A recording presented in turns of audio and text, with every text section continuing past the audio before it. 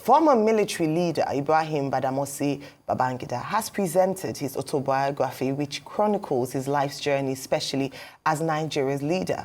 At the event, Babangida took responsibility for the June 12 political crisis, which resulted from the annulment of the election, adjudged to be the best in Nigeria's history. President Bola Tinubu topped the list of guests at the event, which included former Nigerian leaders, as well as others from Ghana and Sierra Leone. Arise chief correspondent Tokumbo Oyetunji has more. It is beyond a book presentation, but a special gathering with all the trappings of a reunion of sorts for a class of Nigerians that at one time or the other presided over the affairs of the country. Nigeria's current leader, other high-profile guests from within and outside joining for the presentation of the autobiography of former military leader Ibrahim Badamasi Babangida and a fundraising for his proposed presidential library. You have not only contributed to history making, you have contributed to documenting history. It is an important part of our nation building to keep accurate records. Please, don't be unduly worried about critics and pull him down syndrome. It is a significant gathering in many ways. Most of those on the front row here were either at one time or the other adversaries to each other. But today, life has come in full circle and are all here together witnessing an important documentation of Nigeria's history. There's a gentleman here who was an elected senator in 1992 in the course of Babangida's transition program. When Babangida annulled the 1993 election and General Abacha took over and dissolved the Senate, that senator tried to reconstitute the Senate in resistance to the dissolution. He was detained, charged to court. He escaped into exile. Today, he is also here to celebrate with his former tormentors. But goodwill messages, a keynote speech by the immediate past president of Ghana, Nana Akufo-Addo. Up till a few years ago, I would have said without any hesitation that after years of argument and experimentation, we have come to a consensus that multi-party democracy would be the most suitable form of governance structure for our continent, including West Africa. The regional grouping ECOWAS certainly thought that this consensus was accepted throughout its member states. In terms of your leadership, Nigerians know you contributed significantly in terms of the infrastructural development of this country and the social mobilization. We cannot write the history of Nigeria without dedicating a reasonable part to your service as the president of Nigeria. You've done well. And many more, which actually qualify as a reenactment of Nigeria's political history. I want to thank Your Excellency Ibrahim Badamasi Babangida for putting down your memo. I think it will go a long way in enriching the history of this country. Congratulations. Who annulled the June 12th election? Of course, I will not disclose that to you. You would have to buy the book to find out. He puts the facts out there. He gives his own reasons for the actions that he took, and he admits where he believes he was wrong. He also answers the question whether Abiola actually won the June 12th elections. And I quote him, "Although I am on record to have stated after the elections that Abiola may not have won the elections, upon deeper reflection and a closer examination of all available facts, particularly the detailed election results, which are published as an appendix to this book, there was no doubt that MKO Abiola won the June 12th elections." Of course, the story here won't be complete if that aspect of Nigeria's history is not part of it. The man at the center of it all, IBB, reflects and admits the imperfections of the process that led to the annulment of Nigeria's adjudged freest and fairest election. As the leader of the military administration, I accept full responsibility for all decisions taken under my watch.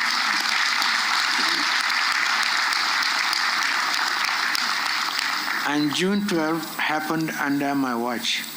Mistakes, oversights, and missteps happen in quick succession. But I say in my book, in all matters we acted in the supreme national interest so that Nigeria could survive. Our nation's march to democracy was interrupted, a fact that I deeply regret, but Nigeria survived and democracy is still alive. And to the challenges of now, here is Nigeria's current president. We find our leaders here. The situation that brought us together and the one that we continue from this moment on.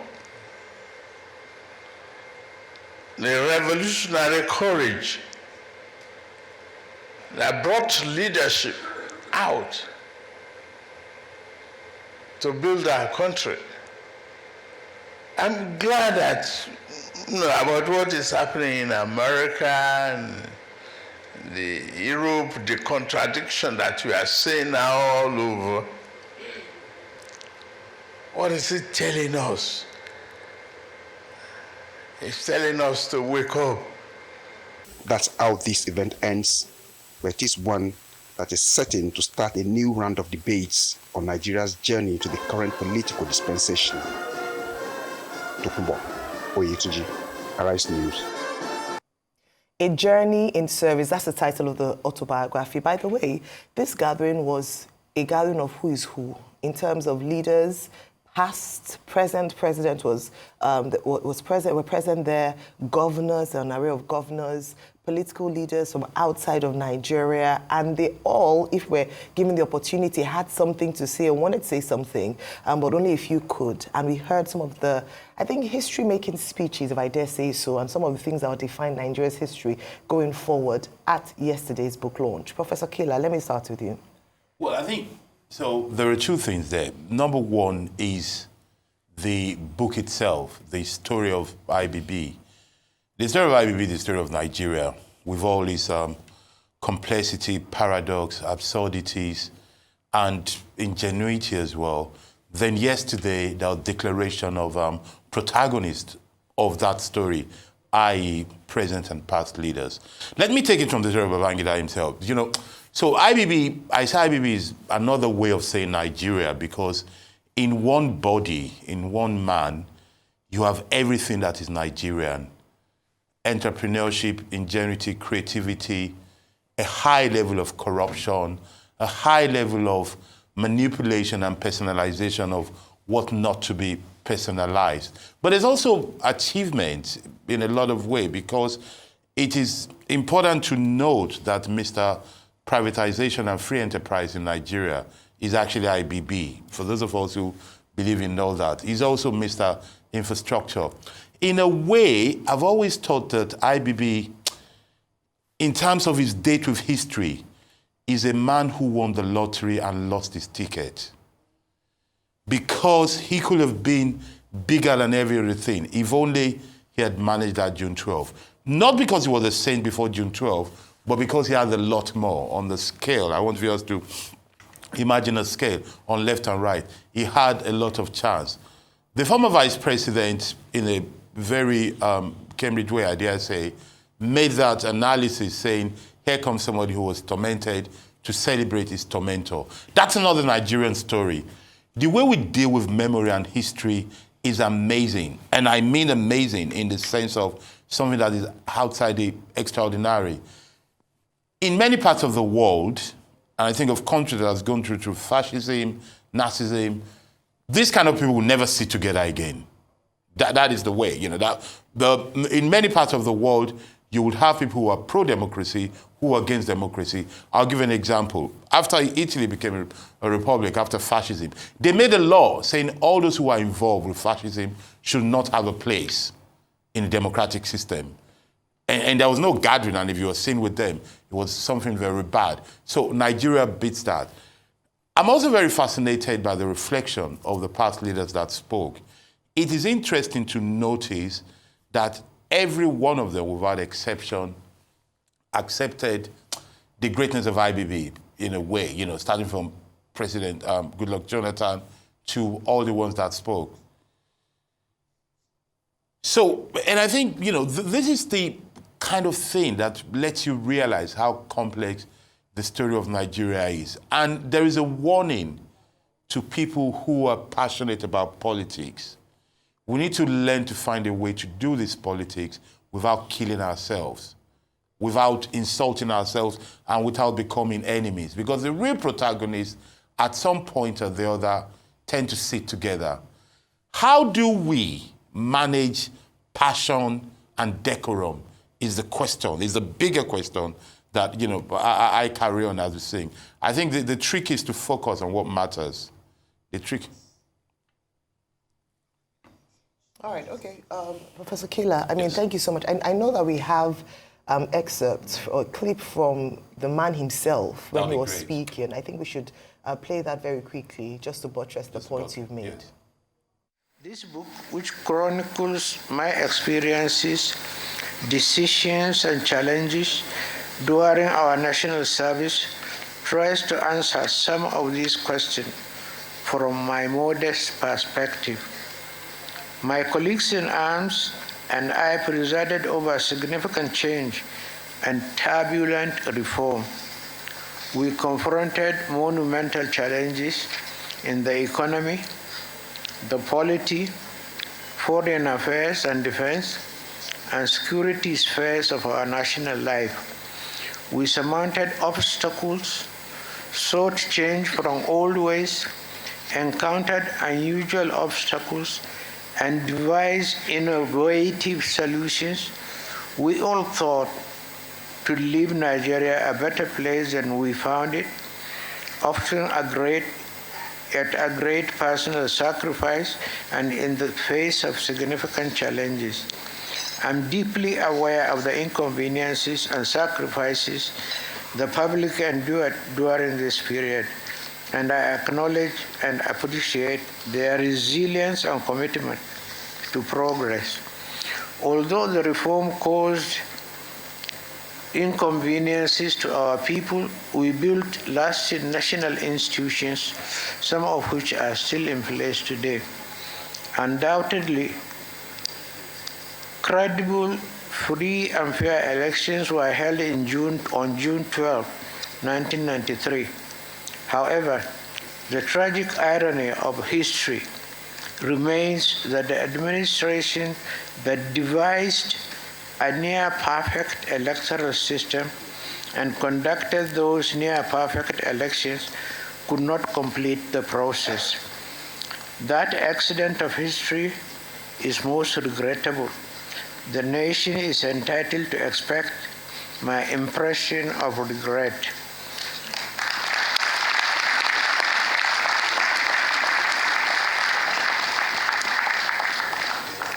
As the leader of the military administration, I accept full responsibility for all decisions taken under my watch.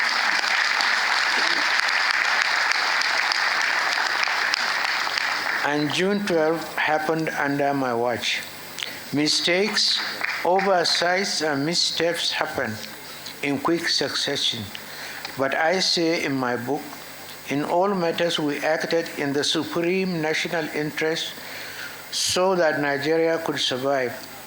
Our nation's march to democracy was interrupted, a fact that I deeply regret, but Nigeria survived and democracy is still alive.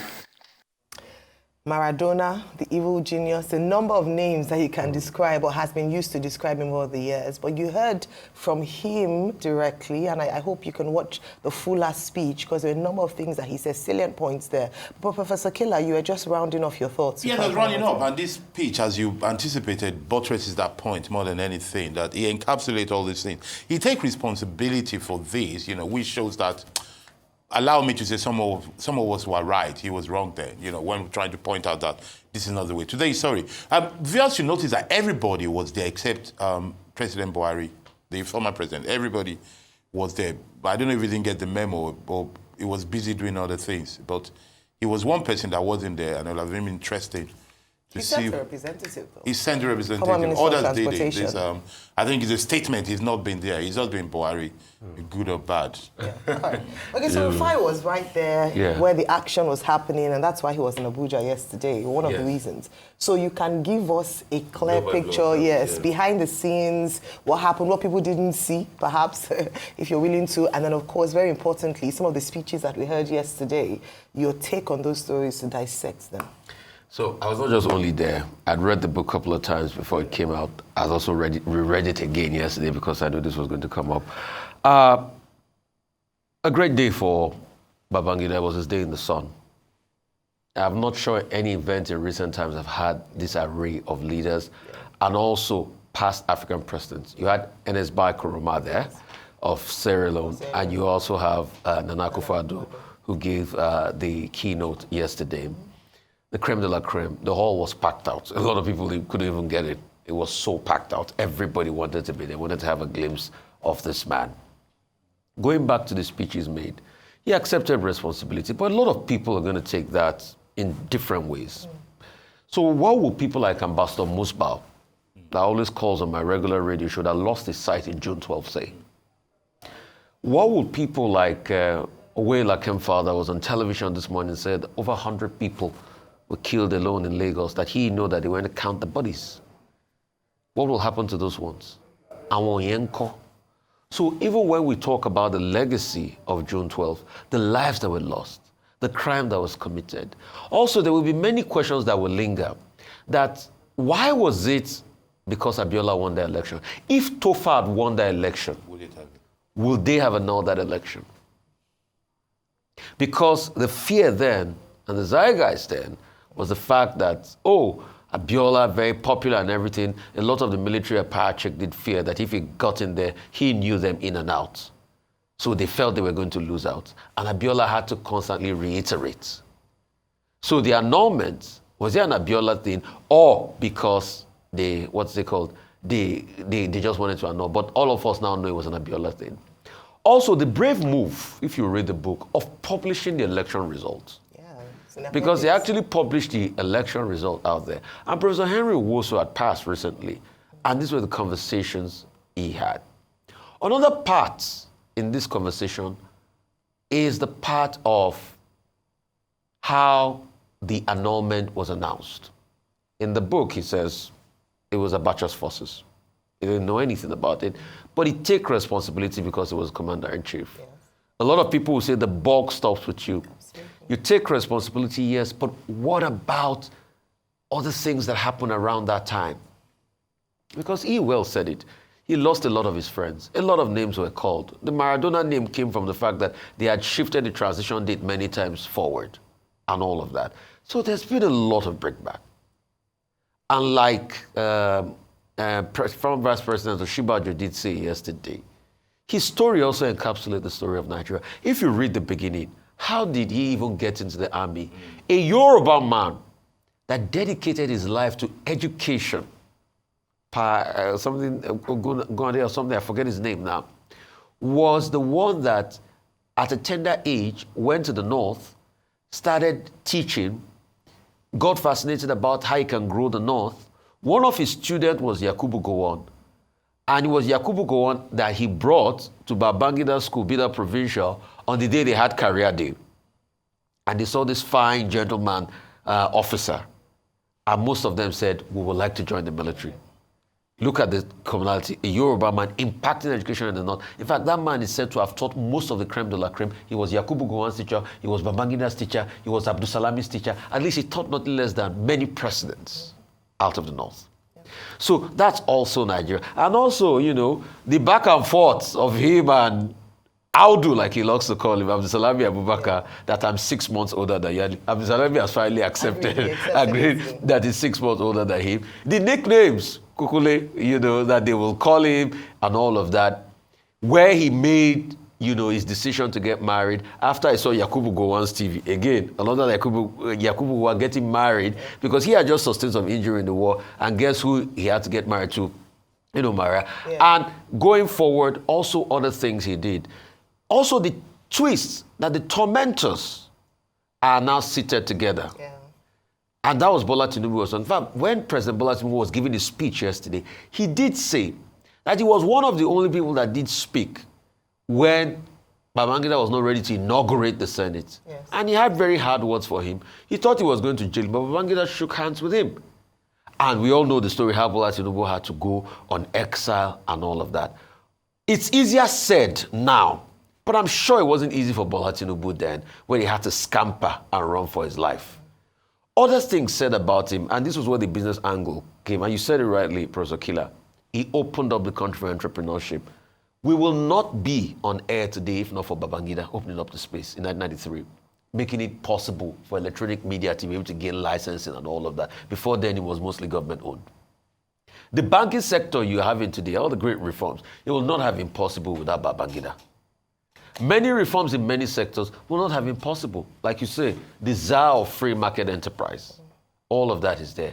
But the big cardinal question that will always haunt him will be June 12th. And let's not deceive ourselves. And you put it aptly, Professor Killer, when you said, this was the time he won the lottery, but he had lost his ticket. Because if he had handled it better, but there he also said these things were not in his hands. This book will never rest the debate on June 12th. In fact, after this book, many other books will still be written to counter some of the things he said there and say their own part of the story. But the most important thing is that he has told his own part of the story. You might like it, you might not like it. He's told his own part of the story. And for those that are saying, no, he doesn't right to tell his own part of the story. No, he has a right to tell his own part of the story. And with due respect, I will now make a clarion call to the Jack himself, General Yakubu Gowon. Sir, you are 90 already. You owe us your own part of the story as regards the civil war and other things that happened under your reign. Because you see, our leaders must be able to tell their own side of the story so we can add it to historical discourse. It might not be palatable, it might not be good. We will still tell the truth, like we cannot account for people that died during that period and these needless deaths and how a man's money was taken away. But we need to hear these stories. Absolutely. So yesterday, this book launch and fundraising for the IBB Library in Minna, Niger State, was chaired by former President Olusegun Obasanjo, who was also, if you recall, military leader in Nigeria's history. And his speech, I mean, he started off and he spoke from his heart. All of them actually came from different angles. We had the reviewer, the chief book reviewer, as former Vice President Professor Yemi Osibajo, which a number of people arguably said was an excellent review, and he was perhaps the only person who was able to touch on some of the, the ironies that was present in the room, including the fact that some of the people who were at loggerheads as a result of political differences were seated now around the same table and were able to come together many, many years later. Since, Rufai, Professor Killa, you talked about some of the things they've said, we've watched some of the speeches, I'll leave those. We still have a guest coming up later, but I just wanted to point out something, which a number of people, might agree with or not. But I say this based on the mandate or perhaps even the advance warning given by President Olusegun Obasanjo that he should get ready for criticism and not everybody would like it. In fact, he had mentioned the fact that he should get ready for debates and that he should expect the good, the bad, and the ugly in terms of reactions to his book. But again, like has been said, it's great that we have this material, A Journey in Service, as part of our history. What was clear yesterday from that event was that there seems to be a different reality for the elites and the masses in Nigeria. When it comes to the elites, once years have passed, it's easy to forgive and forget, especially when interests align or at a point they are able to meet at some point. And we saw that yesterday. The same President Bola Ahmed Tinubu, who was very, very prominent in that fight against restoring the mandate of Chief MK Abiola, was now seated as president many years later and being able to give a speech, very, good speech, there and sing almost the praises of, former President Ibrahim Babangida. Then definitely another thing I want to say is that a lot of us remember where we were June 12, following the annulment of the June 12 elections, I remember I was younger then, I was in school. I remember the fear, the anxiety, the leaves on our cars when we had to move around because of the chaos and riots that followed after that. The lives that were lost, the needless lives that were lost at that point. And so when people think about history in that context, you're thinking it was a horrible season, horrible period in the democratic history of Nigeria. We are not quick to forget that. And so even though it might have seemed like the people who were gathered there were not like, oh, let bygones be bygones, let's now move forward, a lot of people still have scars from that time. What do you say to the family of the Abiolas whose patriarch didn't have the opportunity during his lifetime to be affirmed by the government as the winner of the June 12 elections? Many of us remember the Hope 93 song, how people thought this was perhaps the freest and fairest elections, and how one man was instrumental to dashing the hopes of many Nigerians who went out to vote expectant of a new Nigeria. Indeed, the role that he played marked a significant turning point, whether for good or evil for Nigeria's democracy. And to be fair, I'm not sure that we have quite recovered yet from the annulment of June 12 elections. And that's why what we see today. So it's interesting. And the final point I'll make is that a lot of people who came here today were speaking about,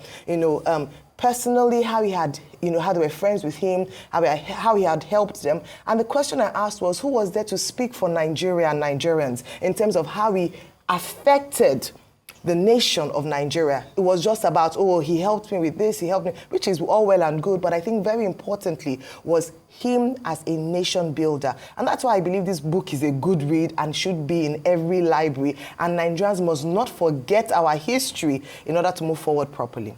Well, let's move on to our next story. Don't forget we have a guest coming on later on today to discuss further yesterday's book launch and fundraising.